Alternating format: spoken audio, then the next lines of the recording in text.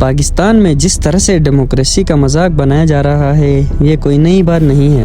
پاکستان کی تاریخ میں ہمیشہ سے مینڈیٹ کو ایسے ہی کچلا جا رہا ہے۔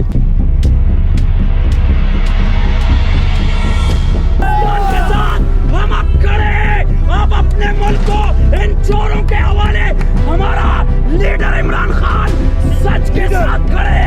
Claim that they're facing harassment. The United Nations High Commission for Human Rights is calling for calm.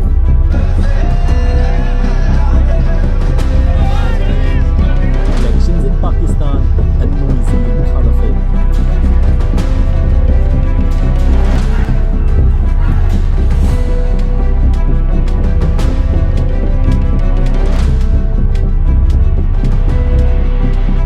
But this time, there's less fervour than usual.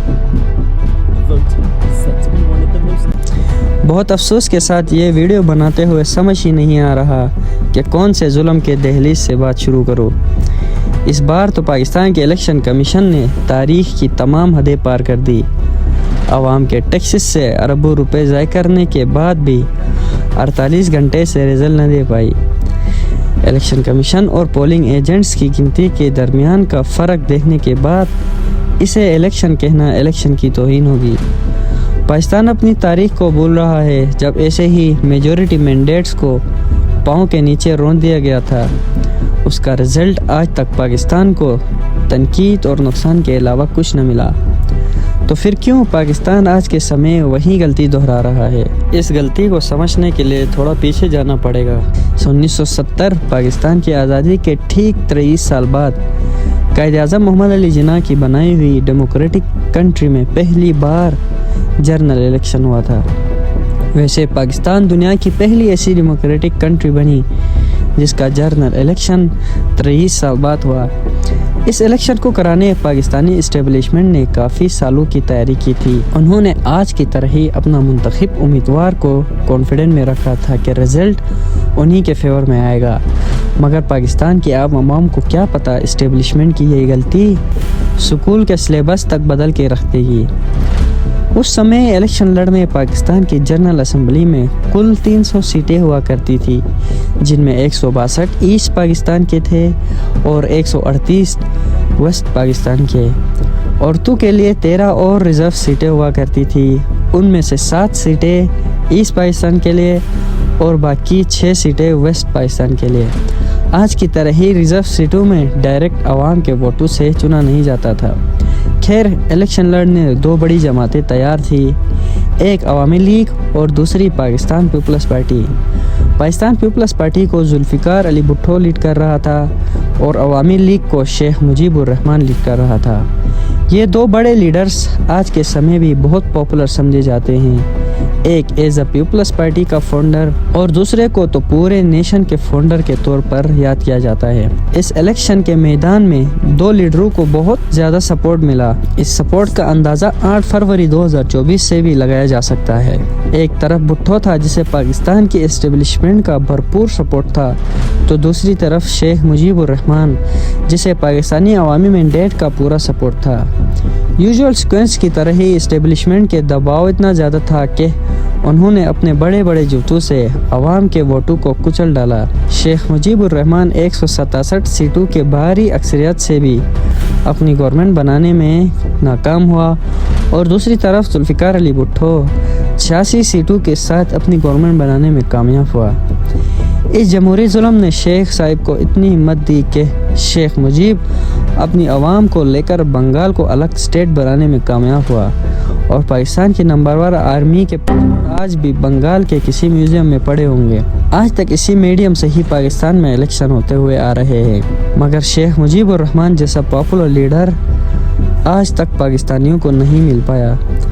Pakistan کی مینڈیٹس کے اوپر اسٹیبلشمنٹ کا ظلم سہتے ہوئے کوئی بھی لیڈر یہ نہیں جان پایا کہ آج تو میں داندلی سے لیڈر بن پاؤں گا، لیکن کل میرے حق میں آنے والے ووٹ بھی مجھ سے چھینے جائیں گے۔ اس اسٹیبلشمنٹ کے مونوپولیز کے بارے میں تو چند شعور رکھنے والے لوگ جانتے تھے، مگر کسی کے پاس اتنی ضرورت نہیں تھی کہ ان مونوپولی پاورز کے اوپر بات کرے۔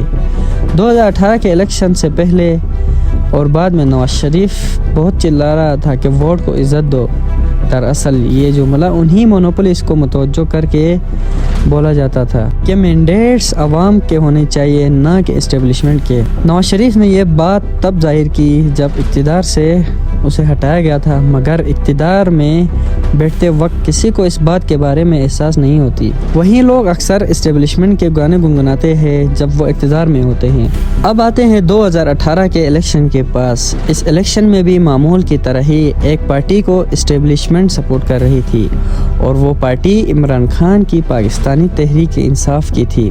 इमरान खान इस्टेब्लिशमेंट के सपोर्ट से 172 सीटें हासिल करके अपनी गवर्नमेंट बनाने में सक्सेस हासिल करता है। साथ ही अपनी तकरीरों में कई सालों तक आम लीडरों की तरह ही इस्टेब्लिशमेंट के गीत गाते हुए चल रहा था। उस बीच इमरान खान ने चंद ऐसे पॉलिसीज़ इस्टेब्लिश किए जिनको इस्टेब्लिशमेंट की तरफ से तनकीद मिली और उन पॉलिसीज़ को ब्रेक करने की डिमांड पेश की गई, मगर इमरान खान को उन पॉलिसीज़ में अवाम का फ़ायदा नज़र आया और उन्होंने इन पॉलिसीज़ को ब्रेक करने से इनकार कर दिया।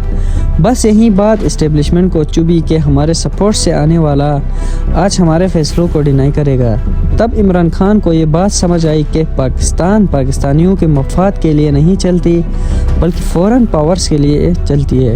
इमरान खान ने इस्टेब्लिशमेंट और फॉरेन पावर्स की बातों को रिजेक्ट करते हुए अपनी एक स्पीच में इंग्लिश का जुमला दोहराते हुए कहा कि मैं कभी इनके फैसले को कबूल नहीं करूँगा और बोला एब्सोल्युटली नॉट। मेरी जान इतनी जरूरी नहीं जितनी आपकी आजादी इस मुल्क को जरूरत है। जब मेरे से इंटरव्यू में पूछा कि आप अमेरिका को बेच देंगे यानी कि फिर से उनकी जंग में शरीक होंगे, तो तब मैंने कहा एब्सोल्युटली नॉट।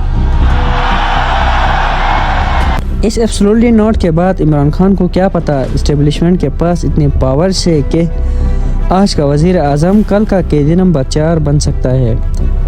इमरान खान को ये बात भी पता थी कि इलेक्शन कमीशन वोटों की गिनती करते वक्त अपनी छन्नी से वोटों को छान के गुजारता है और सबको पता है कि इलेक्शन कमीशन की छन्नी से छानने के बाद क्या नतीजा मिलता है। फिर इमरान खान ने इस मैनुअल सिस्टम को ख़त्म करके कंप्यूटराइज वोटिंग करने के ऊपर बात की, मगर इस्टेब्लिशमेंट को जो बात सबसे ज़्यादा चुभती है वो है वोट को लेकर। पहले नवाज शरीफ ने वोट को इज़्ज़त दो कहा था, अब इमरान खान यही बात कर रहा है।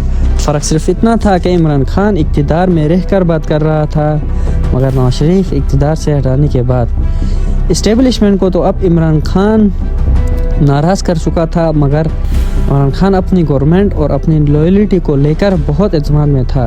मगर इमरान खान भूल गया था कि पाकिस्तान के रिटर्न पेनल कोड के सेक्शंस में तब्दीली लाकर सांस लेने पर भी सज़ा मिल सकती है।